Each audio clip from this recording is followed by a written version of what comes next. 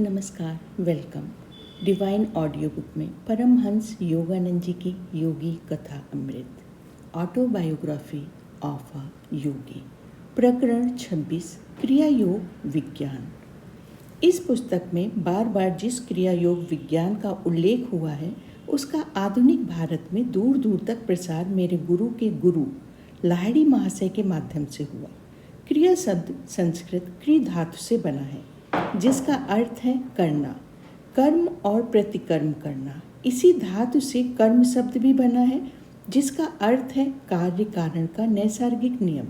अतः क्रिया योग का अर्थ होता है एक विशिष्ट कर्म या विधि क्रिया द्वारा अनंत परम तत्व के साथ मिलन योग। इस विधि का निष्ठापूर्वक अभ्यास करने वाला योगी धीरे धीरे कर्म बंधन से या कार्य कारण संतुलन की नियमबद्ध श्रृंखला से युक्त होता है।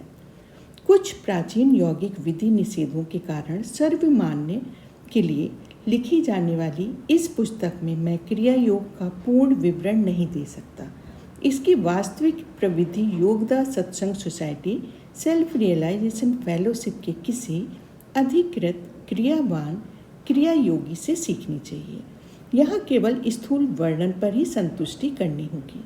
क्रिया योग एक सरल मनःकायिक प्रणाली है जिसके द्वारा मानव रक्त कार्बन रहित होकर ऑक्सीजन से परिपूरित हो जाता है। इस अतिरिक्त ऑक्सीजन के अणु प्राण धारा में रूपांतरित हो जाते हैं जो मस्तिष्क और मेरुदंड के चक्रों में नव शक्ति का संचार कर देता है। सिराओं में बहने वाले अशुद्ध रक्त का संचय रुक जाने से योगी ऊतकों में होने वाले ह्रास को रोक सकता है या कम कर सकता है। उन्नत योगी अपनी कोशिकाओं को प्राण शक्ति में रूपांतरित कर देता है। एलाइजा, ईसा मसीह, कबीर और अन्य महान भाव क्रिया योग का उसी के समान किसी प्रविधि के प्रयोग में अवश्य निष्णात थे जिसके द्वारा वे अपने शरीर को अपनी इच्छा अनुसार प्रकट या अंतर्ध्यान भी कर सकते थे। क्रिया योग एक प्राचीन विज्ञान है। लाहिड़ी महाशय को ये उनके महान गुरु बाबा जी से प्राप्त हुआ था।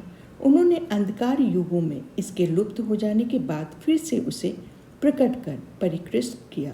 बाबा जी ने इसे क्रिया योग का सीधा साधा नाम दिया। बाबा जी ने लाहिड़ी महाशय से कहा, इस 19वीं शताब्दी में जो क्रिया योग मैं विश्व को तुम्हारे माध्यम से दे रहा हूँ, ये उसी विज्ञान का पुनरुत्थान है जो श्री कृष्ण ने सहस्रों शताब्दियों पहले अर्जुन को दिया था और जो बाद में Patanjali, Isa Masih, Saint John, Saint Paul और ईसा मसीह के अन्य शिष्यों को भी प्राप्त हुआ। भगवद गीता में भगवान श्री कृष्ण ने क्रिया योग की चर्चा 2 बार की है। एक श्लोक में वे कहते हैं, अपना वायु में प्राण वायु के हवन द्वारा और प्राण वायु में अपान वायु के हवन द्वारा योगी प्राण और अपान दोनों की गति को रुद्ध कर देता है और इस प्रकार वे प्राण को हृदय से मुक्त भी कर लेता है और प्राण शक्ति पर नियंत्रण प्राप्त कर लेता है।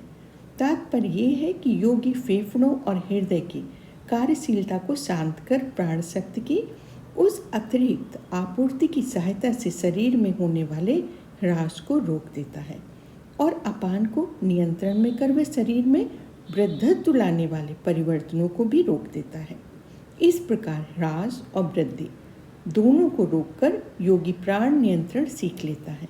गीता के अन्य कुछ श्लोकों में कहा गया है, वह ध्यान पारंगत मुनि सदा के लिए मुक्त हो जाता है जो चरम लक्ष्य की प्राप्ति के लिए अपनी दृष्टि को भ्रू मध्य में स्थित करके नासिका तथा फेफड़ों में विचरने वाले प्राण और अपान का निराकरण करते हुए बाहरी विषय भोगों से अपने ध्यान को हटाने में और इच्छा भय तथा क्रोध को निकालकर बाहर करने में समर्थ है और जिसने अपनी इंद्रियग्राही मन एवं बुद्धि को भी जीत लिया है। भगवान कृष्ण ये भी कहते हैं कि मैंने ही ये अविनाशी योग एक प्राचीन ज्ञानी विवस्वान को दिया था। विवस्वान ने इसे अपने पुत्र महान स्मृतिकार मनु को और मनु ने सूर्यवंश के संस्थापक इक्ष्वाकु को दिया। इस प्रकार परंपरा से प्राप्त इस राजयोग को राजर्षियों ने जाना, किंतु हे परंतप अर्जुन, उसके बाद ये योग बहुत काल से इस पृथ्वी लोक पे लुप्त प्राय हो गया है।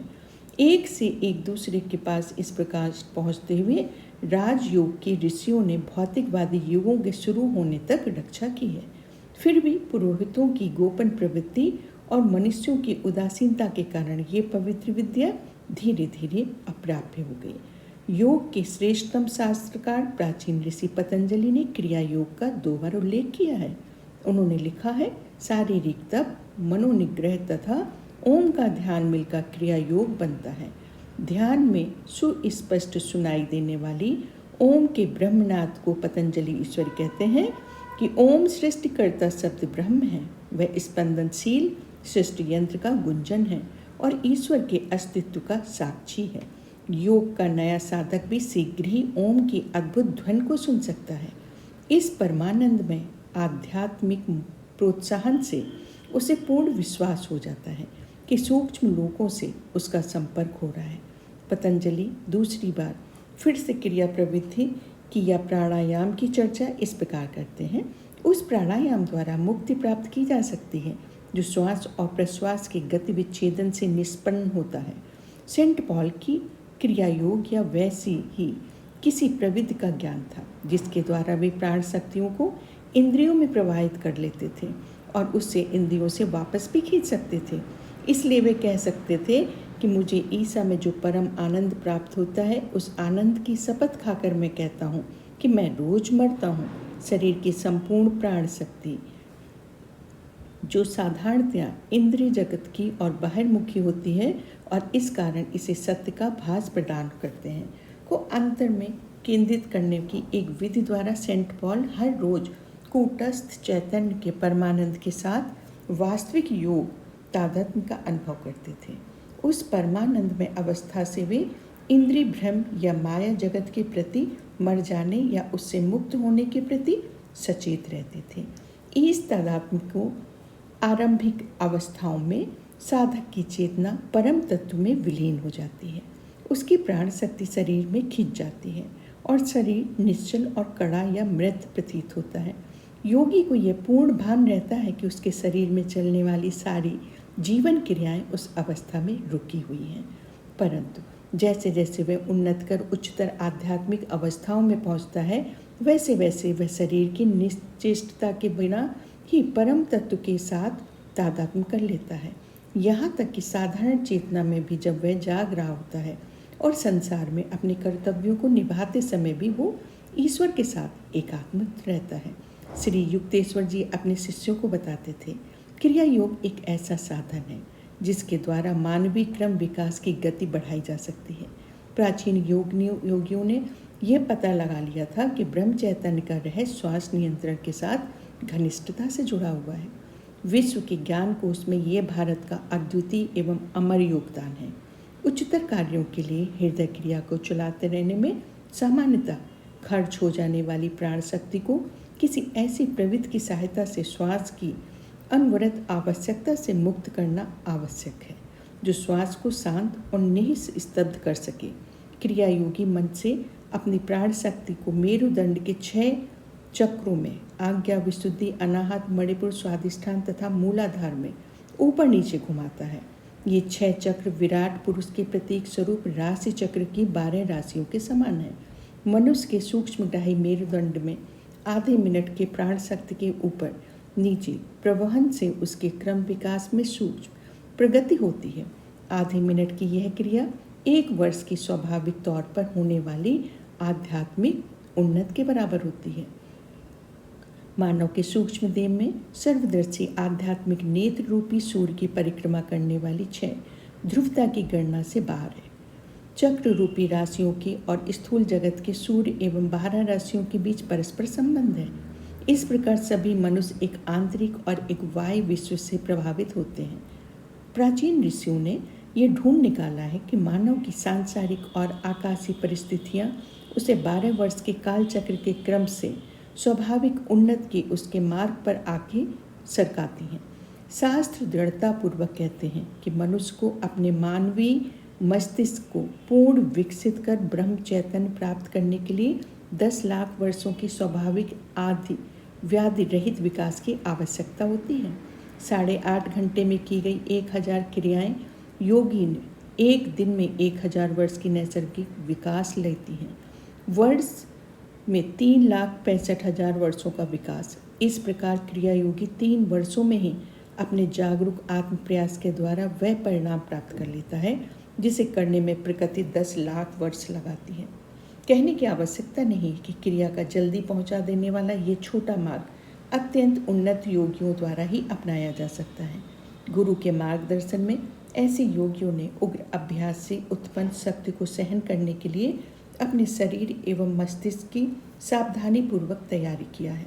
क्रिया योग का नया साधक दिन में 2 बार केवल 14 या 24 क्रिया करने के साथ अपनी साधना को शुरू करता है। अनेक योगी 6 या 12 या 24 या 48 वर्षों में मुक्ति के अनेक लक्ष्य को पा लेते हैं। जो योगी कैवल्य ज्ञान की प्राप्ति से पहले ही दिवंगत हो जाता है, उसके साथ क्रिया प्रयास के अच्छे कर्म संलग्न रहते हैं। अपने नए जन्म में वे अपने चरम लक्ष्य की ओर स्वाभाविक रूप से प्रेरित होगा। सामान्य मनुष्य का शरीर 50 वाट के विद्युत बल्ब के समान होता है, जो क्रिया के अत्यधिक अभ्यास के उत्पन्न करोड़ों वाट की विद्युत शक्ति को सहन नहीं कर सकता। क्रिया की पद्धतियाँ ऐसी हैं कि अभ्यास करने में आसान है और निश्चित रूप से फल देने वाली भी हैं। इनसे किसी प्रकार की हानि का कोई गुंजाइश नहीं है। इनके अभ्यास को धीरे धीरे बढ़ाते जाने से मनुष्य के शरीर में दिन प्रतिदिन सूक्ष्म परिवर्तन होते हैं और शरीर अंततः उस महाप्राण शक्ति की अनंत संभावनाओं को व्यक्त करने के योग्य हो जाता है, जो सृष्टि में परम तत्व की प्रथम सक्रिय अभिव्यक्त है। अनेक मार्गभ्रष्ट उत्साहन्वित व्यक्तियों द्वारा सिखाए जा रहे विज्ञान विरुद्ध श्वास व्यायाम में और क्रिया योग में कहीं भी कोई साम्य नहीं है। फेफड़ों से बलपूर्वक श्वास को रोक कर रखने का प्रयास करना अनैसर्गिक है और निश्चित रूप से कष्टकर भी है। इसके विपरीत क्रिया अभ्यास में शुरू से ही शांति और मेरुदंड में होने वाली पुनर्जन्मी प्रभाव के प्रशमनकारी संवेदन अनुभव होते हैं। ये प्राचीन यौगिक प्रविधि श्वास को मन सत्व में परिवर्तित कर देती है। जैसे जैसे आध्यात्मिक उन्नति होती है, वैसे वैसे साधक श्वास को केवल एक मनोधारणा के रूप में जानने लगता है। मन का एक कार्य मात्र स्वप्न श्वास। मनुष्य की श्वास गति और उसकी चेतना की भिन्न भिन्न अवस्थाओं के बीच गणती निश्चितता के साथ स्थिर संबंधों के अनेक उदाहरण दिए जा सकते हैं। किसी व्यक्ति का चित्त पूरी तरह मग्न हो, जैसे किसी गहन बौद्धिक वाद विवाद में या किसी असाधारण नाजुक या कठिन शारीरिक कर्तव्य करने में होता है, तो उसका श्वास अपने आप बहुत धीरे चलता है। चित्त की मग्नता श्वास की धीमी गति पर निर्भर करती है। भय, काम, क्रोध आदि हानिकारक भाव वेगों की अवस्थाओं में श्वास अनिवार्य रूप से तेज या असमान गति से चलता है। 1 मिनट में 18 श्वास लेने की मनुष्य की गति की तुलना में चंचल बंदर 32 बार श्वास लेता है। अपनी दीर्घायुता के लिए प्रसिद्ध हाथी, कछुआ, सांप तथा अन्य जीवों की श्वास गति मनुष्य से कम होती है। उदाहरण के लिए विशालकाय समुद्री कछुआ, जो 300 साल तक जीवित रहता है, 1 मिनट में केवल 4 बार ही श्वास लेता है। निद्रा से वो नवस्फूर्त प्राप्त करता है। उसका कारण है निद्रा के दौरान मनुष्य का शरीर एवं श्वास के प्रति अचेत होना। निद्राधीन मनुष्य योगी बन जाता है। हर रात वे अचेतन रूप में देहात बोध से मुक्त होने वाले प्राण शक्ति को मस्तिष्क के मुख्य भाग तक तथा मेरुदंड के 6 चक्रों के शक्ति केंद्रों में बहती स्वास्थ्यकारी धाराओं से विलीन करने की यौगिक क्रिया को संपन्न करता है। इस प्रकार मनुष्य निद्राधीन होकर उस महाप्राण शक्ति से पुनर्रोविषित होता है, जो समस्त जीव जगत का प्राणधार है। योगाभ्यास करने वाला योगी एक सरल प्राकृतिक प्रक्रिया को सोने वाले व्यक्ति की तरह अचेत रूप से और मंद गति से नहीं, बल्कि सचेत रूप से करता है।